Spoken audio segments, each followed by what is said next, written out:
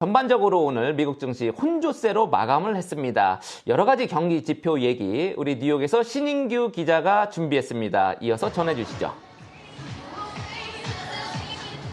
네, 미국의 1분기 국내 총생산 GDP가 전분기 대비 마이너스 1.6%로 집계가 됐습니다. 이미 한 달 전에 나왔던 이 잠정치가 나와 있긴 하지만 후행 지표의 성격이 있지만 이 잠정치보다도 마이너스 0.1% 낮아진 것이고요.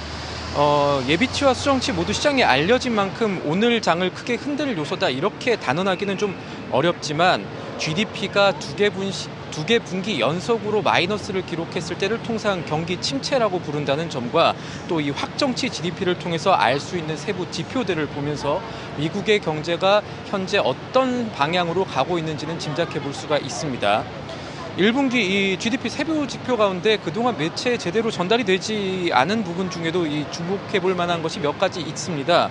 우선 미국인들의 가처분 소득이 줄고 있다는 점입니다. 4분기보다 588억 달러 감소를 했습니다. 총소득에서 이 세금이라든가 보험료 등을 뗀 실질 가처분 소득은 전분기보다 7.6% 줄어들었습니다. 그리고 가처분 소득에서 저축하는 금액이 어느 정도 되느냐 이거를 보여주는 개인 저축률은 지난해 4분기 7.9%에서 1분기 5.6%로 나타났습니다. 그런데 이 역설적으로 저축률이 떨어졌다는 것은 어쨌든 미국인들이 1분기까지는 당장 우리가 경기 침체 한가운데 있다 이렇게 보지는 않는다는 뜻이라는 점을 생각해 볼 필요가 있겠습니다. 우리나라 IMF 때도 그랬고요. 미국도 팬데믹 때문에 이 단기 침체 구간에 들어섰던 지난 2020년 1분기 때 저축률이 두 자릿수를 기록했거든요. 예상보다 이 부진한 경제 성장률이 투자 심리에 좋은 영향을 미치기는 어렵겠지만 공포 속에도 이 미국의 경제 현재 위치를 알려주는 숫자를 보면 단순히 경기 침체가 올 것이라고 단언하기 어려울 수 있다는 점 역시 염두에 두실 필요가 있겠습니다. 네, 오늘 ECB 컨퍼런스에서 이 주요 인사들의 발언도 상당히 이어졌습니다. 제롬 파월 연준 의장도 그렇고 핵심적인 발언들 짚어주시죠. 네, 앞서 이 제롬 파월 연준 의장의 발언은 조재길 부장께서 자세히 다뤘으니까 이 부분은 좀 강약하게만 정리를 하면요. 물가 안정이 최우선이고 미국 경제는 긴축 정책 견딜 수 있는 위치에 있다. 하지만 경제 연착륙 가능성 섣부르게 단언할 수 없다. 이 정도입니다. 인플레이션이 1년 이상 지속될 수 있다는 말도 함께 내놨죠. 사실 오늘 시장에 뉘앙스를 조금 더 준 발언은 제롬 파월 연준 의장보다 로레타 메스터 클리블랜드 연은 총재의 발언이라고 볼 수가 있겠습니다.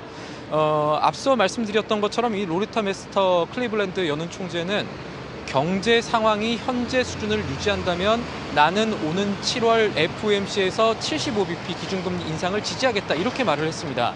그런데 하나 생각해 볼 건요. 지난 5월에는 이 로레타 메스터 총재가 어떤 말을 했냐면 그때는 나는 6월과 7월 두 번의 FOMC에서 기준금리 50bp 0.5% 인상을 지지한다. 그게 더 타당하다. 이렇게 말한 겁니다. 그러니까 조금 더 매파적인 통화 정책을 지지한다라고 돌아선 거죠.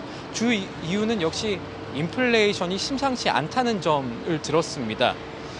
그리고 이 최근 미국 정치권에서 이 연준의 금리 인상을 비판하는 주요 논리 가운데 하나가 이 금리 인상이라는 것이 기업들의 부담을 가중시켜서 해고율을 높이게 되면 오히려 경제에 좋지 않지 않느냐 뭐 이런 지적이었는데 메스터 총재는 연준의 지속적인 긴축 정책으로 앞으로 2년 동안 현재 이 3.6% 수준이 실업률이 4.25% 위로 더 올라가더라도 이 숫자 자체가 사실 그렇게 고용 지표로 봤을 때 나쁜 것은 아니다.